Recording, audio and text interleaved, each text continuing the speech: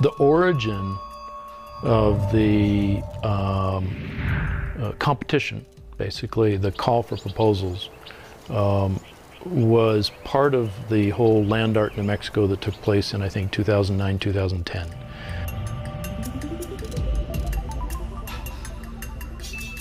Numerous venues all over the state, different projects that were generally outside galleries as well as inside galleries that had to do with land art, putting New Mexico on the map for what it's kind of known for.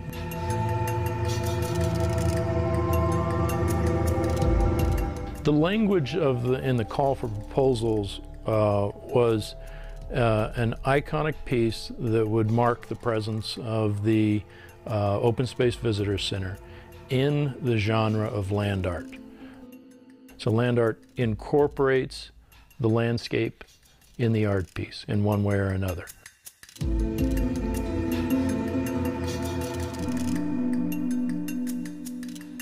I can't remember exactly how it happened, but I do remember that it was literally one of those drawings on a napkin in a diner that I had read about the proposal. I thought about it briefly.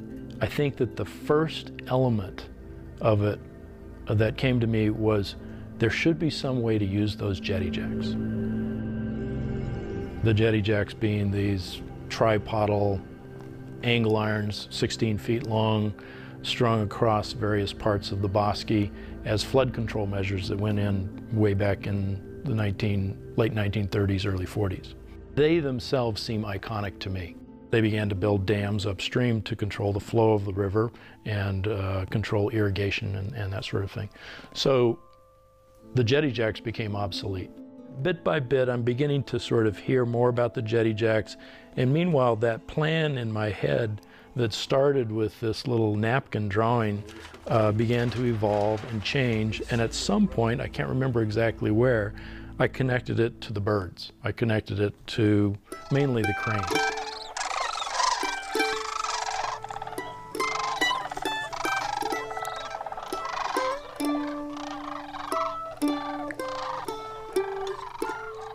Hearing those cranes flying overhead every summer, every fall, that honking noise that they make, and you look up and you don't see anything in the sky, and you keep looking, and then finally way up there you see a little sun glint off a wing or something like that, and you go, oh my gosh, there's a whole V, and you go, oh my gosh, it's the whole sky, I mean, it's a whole long chain of birds up there.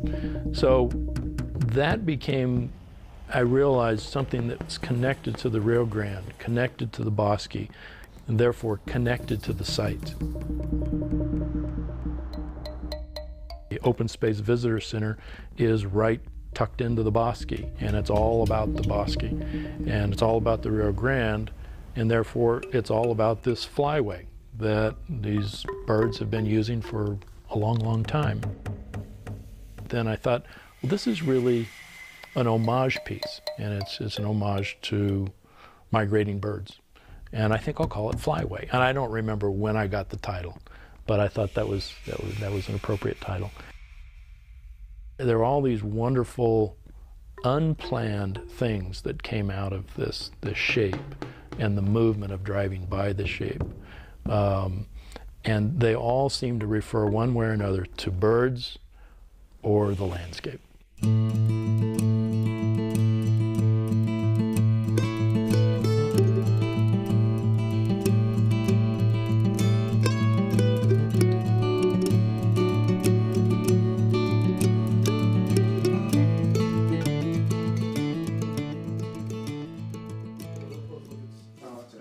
My wife, Holly Roberts, is an artist. Being with Holly, I was always around art. She's always been a working artist. So art's always been in my life. Art is where Holly and I live. You know, I mean, always coming home to Holly. I'm in this sometimes enviable, sometimes difficult position of looking at the work that Holly just did. And she has, you know, very, very difficult questions sometimes about what is working or not working. You know, she needs another set of eyes. Because otherwise it's like you're going out naked. So it's not anything that was work for me. I really have always enjoyed it, being that set of eyes and looking and making aesthetic judgments. Even while I was going to medical school, I was still doing it. I think that being a doctor, for me, never really was an obsession. I would say that art is, not that I'm terribly prolific or, you know, but I always seem to be interested in art. I'm always working at it. If I had a choice between reading a medical book and looking at art, I'd be looking at art. Watching Holly and drawing and learning how to paint and doing sculpture and you know, after medical school and training, I did family practice residency in Phoenix. We moved to Zuni, and I worked with the Indian Health Service on the Zuni Pueblo. That's a whole culture that's kind of based on art, you know, I mean, with the jewelry and the pottery and you know, it's a very visual part of New Mexico, a very beautiful area to live in. It was there, really. We lived next to this junkyard. And I would hop the fence, go around, look for junk, but in the front door, there's a piece right there that is basically recycled junk. And so I started doing more and more sculpture out of stuff that was found on the ground. And, you know, I was there to be a doctor, but it was an opportunity for me to kind of further my interest in art, my doing of art, my eventual career in art. This is the original conception of the piece that was more of just an arch, a very symmetrical arch. And since that time it has changed shape, so it's much more front-loaded and severe in the angle in the front, so it's more like a foil now with a trail off to the south, loaded to the front. And just statically looking at that, I believe now it has more motion, more forward-moving motion than this more formal arch. So that the first elements are a little closer together, and instead of being a true arch, it's sort of a foil. So it has this wing shape. In a nutshell, Flyway is an array of 96 jetty jack angle irons, 6 rows, 16 rows of 6. And they angle from the north to the south, true north to true south. I wanted this piece to be as if coming out of a mound. The mound, when I say mound, I think of those mound builder tribes that were in the Midwest. I love the subtlety of those mounds. I think that's some of the first land art that we probably have in the United States. So I like the idea of these elements emerging or looking like they're emerging from a mound. The movement thing that I began to see once we put it on a computer animation just amazed me how much it had to do with birds. I wanted it to be oriented true north-south because it's an homage to migrating birds. So when those birds fly over, I want them to be looking down on this piece and see that it's right in their pathway.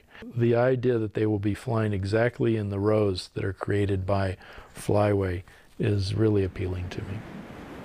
And that motion is, as you're driving towards it, it's a down motion. As you drive away from it, it's an up motion. And it very much reminded me of the idea of birds taking off, these sort of waves of motion as you drive away from it. It was meant to be a piece that you drive by, right? There's 45,000 cars a day that drive by this site on Coors. So I think, as well as being an iconic piece, I think for you to be able to appreciate it driving by, not having to stop and walk to it, was a key thing in my mind. If it's going to be right on the edge of Coors, one of the major thoroughfares here in Albuquerque, I really thought it should be a visual treat for those people. Now, all this stuff, I don't know if it's going to happen for sure. Everything that I've planned and began to work towards is meant to do that. But I mean, that's the great mystery of the piece.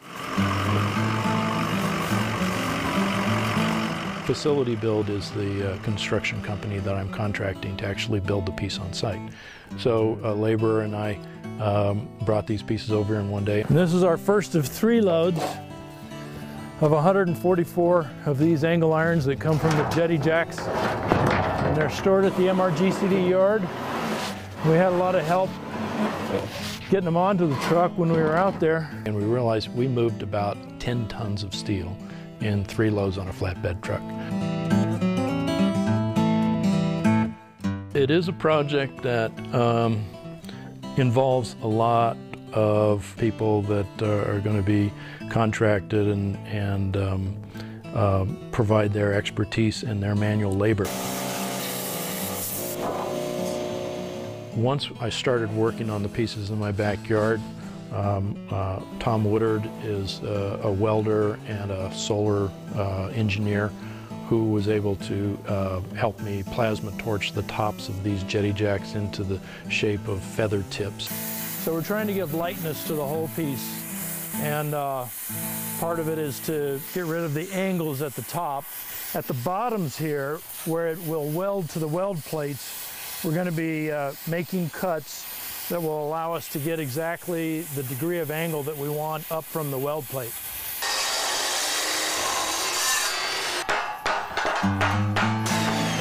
Matt Eaton is my welder, both in my backyard for cutting the pieces at the right angle. Matt's making a template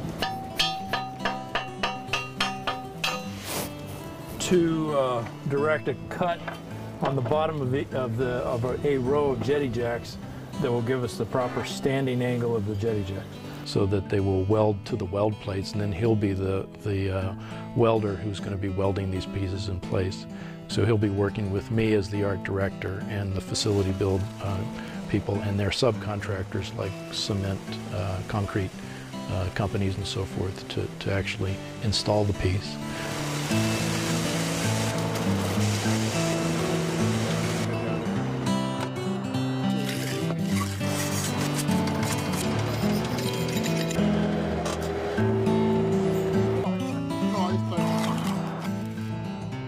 Two, we want to go back south a little bit more. 1.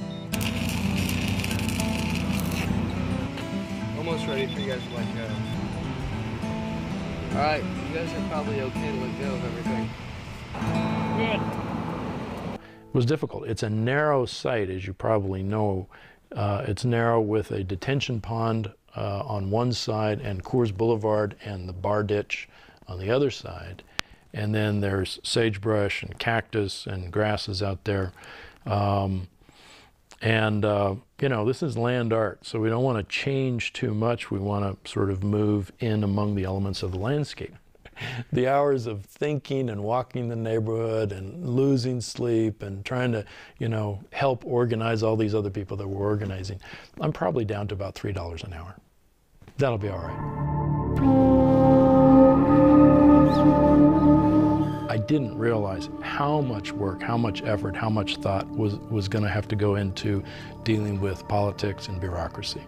And there were a couple of other, you know, little bureaucratic battles that seemed difficult, and the more of those that we had, the more I realized they were just problems, and every problem could be solved. And I stopped thinking that everything was going to kill the project. But for a while there, it was that kind of anxiety. The controversy was very interesting. Interesting is the wrong word. It was anxiety provoking. It was energy stealing. It was kept me up nights, and you know, it was difficult actually to get through that. Selection committee had about 12 people on it, and these are volunteers. They're putting in their time because they've been asked to put it in. They select the piece that then has to be sort of ratified or voted on or voted in by the Albuquerque Arts Board. And the Arts Board people are also volunteers. I mean, the work that they do is for the beautification and for the benefit of Albuquerque. 2 carefully selected bodies that had contributed their efforts and selected the piece and approved it. It then has to go on to approval by the various offices in the city. Mayor Barry, early on, last January, one of the first things he did was to approve the piece. This is the selected piece. going to listen to what the art board said. Okay, we're moving forward with it. We have the budget. It's 1% for public art. We'll move ahead. At that point, then, it goes to subcommittees, and eventually the council vote would be the final thing. So in one of the subcommittees, which was the finance committee, the head of that committee was the councilman in the area where the piece is going to be built. And as I said, he had objections to it. So he got 2 more votes in this committee of 5. So by a 3-2 vote in this committee of 5, they voted to kill the piece and not send it on to the full council for final approval. It caught me and public art and everybody else by surprise. So at that point, Flyway was dead. That concludes the public comments for EC-82. Let's open the floor to the council, Councilor Lewis, and then Councilor Garduño. There was a council meeting shortly after that. And if we got 4 out of the 5 votes to say this project should come to a vote in front of the full council, then we could fight it and later on try to get it approved by the full council. Early in the summer, we got the 4 votes that said it should come to the full council. So we had a little victory there. And then on through the summer, there were a lot of people in town that put a lot of effort into getting this piece approved. We had a number of meetings with the neighborhood. I actually walked the neighborhood, Bosque Meadow neighborhood, took a survey. And the overwhelming feeling about the piece is that it should be built, and it should be built as soon as possible. I believe it was the August 2nd council meeting, and we only had 4 votes for it. So we needed to switch 1 vote. We spent the whole summer, as many people as possible, talking to as many councilors as possible. And we had a lot of good meetings, a lot of good support, but we didn't know if that would translate into a vote. We didn't know where the vote might come from, if the vote was going to come our way, but we needed 1 vote. So the meeting got started. We had placards about Flyway, presentations, and then the discussion among the council people. You would acknowledge that whether we voted on this up or down tonight, that either way would be honoring of that process, wouldn't you say? I would say yes. Whatever you vote, I would accept, but I have not heard good, logical reasons for the no vote. And that's what I tried to say. Yeah, but I also want to acknowledge, and I think it's true, that art is in the eye of the beholder. But I believe it's just very difficult to behold, this particular art project, and especially during these economic times, at a time when we're forcing people to take cuts to salaries. Our museums, our programs, our services have taken hundreds of thousands of dollars in cuts. And so I think we must all acknowledge that there's a shared sacrifice. If you kill the piece, it doesn't matter. It doesn't make money available for any of that. It had been budgeted in 1% for public art. There wasn't anything else that money could be used for unless it was to be used in the arts. Councilor Cook, and then Council Vice President Jones, and then Councilor Winter. Thank you, Mr. President.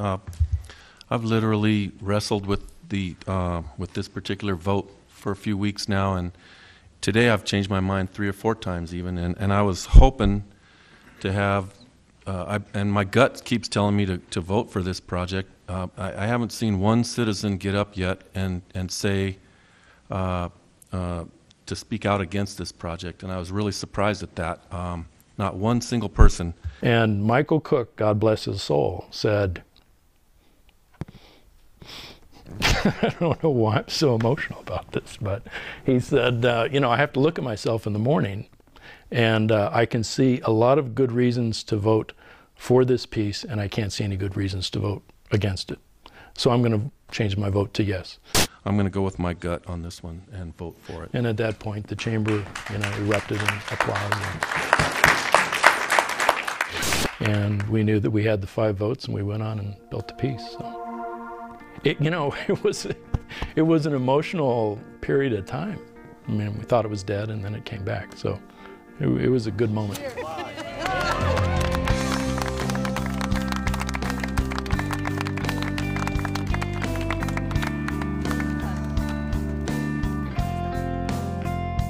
The controversy comes first from the fact that it's art. I think that good public art is probably going to be controversial. And I mean, I can look at people who are much bigger, greater public artists than I, and like Christo, he did work that was land art, I guess, and the things that he did were so controversial, there was so much dislike of them. I think he was a real politician. He was able to really represent what he was doing with a good heart and sort of bring it to people, explain it to people, describe it to people, and get a kind of a groundswell of support for it. I know that if it's not controversial, then it doesn't have an edge and it's not very good art. So I would expect that there's going to be criticism and so forth going into it, but that's okay.